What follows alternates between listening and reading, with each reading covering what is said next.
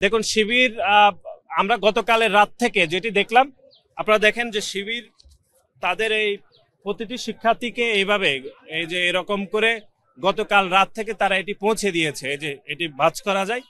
কিন্তু অন্য প্যানেল যখন প্রকাশ্যে কোনো লিফলেট বিতরণ করে তখন তারা সেই অভিযোগ করছে, কিন্তু এটি গতকাল থেকে তারা বিভিন্ন শিক্ষার্থীদেরকে বিভিন্ন শিক্ষার্থীর পকেটে হাতের মুঠে তারা এরকম করে দিচ্ছে। আমরা তো কোনো অভিযোগ করিনি, সুতরাং ছাত্রদল প্রকাশ্যে যখন দিতে গিয়েছে তারা তখন সেই অভিযোগ করছে।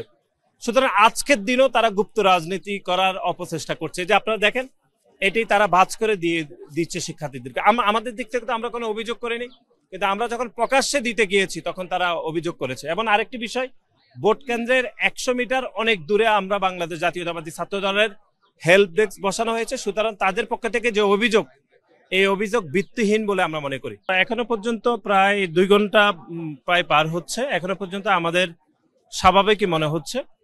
তবে সব কেন্দ্রের লাইনে কিন্তু লিফলেট দেওয়া যাচ্ছে, কারণ শিবির তো গত রাতে গুপ্তভাবে আসলে দিয়েছে। এই কেন্দ্রেতে আমরা দেখলাম যে এটা এক ধরনের প্রতিবন্ধকতা দেওয়া হচ্ছে, বিভিন্ন 100 মিটার বা 100 মিটার দূরে এরকম করে এক ধরনের বিভাজন তৈরি করা হচ্ছে। এই কেন্দ্রে একজন সম্মানিত শিক্ষক রয়েছেন, যিনি শিবিরের যে বিপি প্রার্থী, যিনি সাদিক কায়েম, যে বাসায় অভিযোগ করেছেন, এই কেন্দ্রে একজন দায়িত্ব রয়েছে মাননীয় প্রক্টর, আমাদের সম্মানিত শিক্ষক মাহবুব স্যার, তিনিও ঠিক একই বাসায় ছাত্রদলের বিপক্ষে অভিযোগ করেছেন। এটি খুবই দুঃখজনক। এই জন্যই দুঃখজনক কারণ শিবিরের প্যানেল থেকে যে অভিযোগ করা হয়েছে ছাত্রদলের বিপক্ষে, উনিও সেম অভিযোগ করা হয়েছে। এখানে অনেকেই বলছেন যে অনেক শিক্ষক, বিশেষ করে এই কেন্দ্রের দায়িত্বে 2-1 জন শিক্ষক জামাত ইসলামের পারপাস সার্ভ করছেন বলে আমাদের মনে হচ্ছে। তারপরে শান্তিপূর্ণভাবে নির্বাচন হচ্ছে, আমরা যথেষ্ট আশাবাদী। এবং বিশেষ করে ঢাকা বিশ্ববিদ্যালয়ের যারা আবাসিক শিক্ষার্থী, তাদের প্রতি আমাদের বিনীত অনুরোধ থাকবে যে আপনারা দ্রুত ভোট কেন্দ্রে চলে আসুন।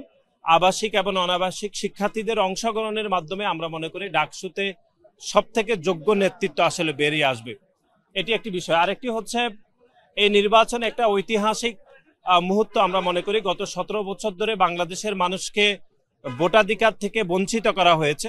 সুতরাং এই ডাকসুর ভোট প্রদানের মাধ্যমে আমরা মনে করি যে ভোটাধিকারের প্রাথমিক যে স্তর বা প্রাথমিক বিজয়ের শুভ সূচনা হবে এই ডাকসু নির্বাচনের মাধ্যমে, আমরা সেটি মনে করছি। দেখুন শিবির আমরা গতকালের রাত থেকে যেটি দেখলাম, আপনারা দেখেন যে শিবির তাদের এই প্রতিটি শিক্ষার্থীকে এইভাবে এই যে এরকম করে গতকাল রাত থেকে তারা এটি পৌঁছে দিয়েছে, এই যে এটি ভাঁজ করা যায়। কিন্তু অন্য প্যানেল যখন প্রকাশ্যে কোনো লিফলেট বিতরণ করে তখন তারা সেই অভিযোগ করছে, কিন্তু এটি গতকাল থেকে তারা বিভিন্ন শিক্ষার্থীদেরকে বিভিন্ন শিক্ষার্থীর পকেটে হাতের মুঠে তারা এরকম করে দিচ্ছে। আমরা তো কোনো অভিযোগ করিনি, সুতরাং ছাত্রদল প্রকাশ্যে যখন দিতে গিয়েছে তারা তখন সেই অভিযোগ করছে। সুতরাং আজকের দিনও তারা গুপ্ত রাজনীতি করার অপচেষ্টা করছে। যে আপনারা দেখেন এটি তারা ভাঁজ করে দিচ্ছে শিক্ষার্থীদেরকে। আমাদের দিক থেকে তো আমরা কোনো অভিযোগ করিনি, কিন্তু আমরা যখন প্রকাশ্যে দিতে গিয়েছি তখন তারা অভিযোগ করেছে। এবং আরেকটি বিষয়, ভোট কেন্দ্রের 100 মিটার অনেক দূরে আমরা বাংলাদেশ জাতীয়তাবাদী ছাত্র দলের হেল্প ডেস্ক বসানো হয়েছে। সুতরাং তাদের পক্ষ থেকে যে অভিযোগ, এই অভিযোগ ভিত্তিহীন বলে আমরা মনে করি। আচরণবিধিতে আমরা গতকালই নির্বাচন কমিশনের সাথে কথা বলেছি, ওনারা বলছেন 100 মিটার দূরে শিক্ষার্থীদের সুবিধার জন্য যে কোনো ছাত্র সংগঠন অথবা যে কোনো প্যানেলের পক্ষ থেকে হেল্প ডেস্ক বসানো যাবে, এটি আমরা অনুমতি নিয়ে করেছি। সুতরাং আপনারা দেখেন যে শিবির গুপ্তভাবে এটি শিক্ষার্থীদেরকে দিয়েছে, কিন্তু ছাত্রদল যখনই দিতে গিয়েছে তখনই তারা অভিযোগ করেছে। আজকের দিনও গুপ্ত রাজনীতি, এটি কোনোভাবে প্রত্যাশিত নয় বলে আমরা মনে করি।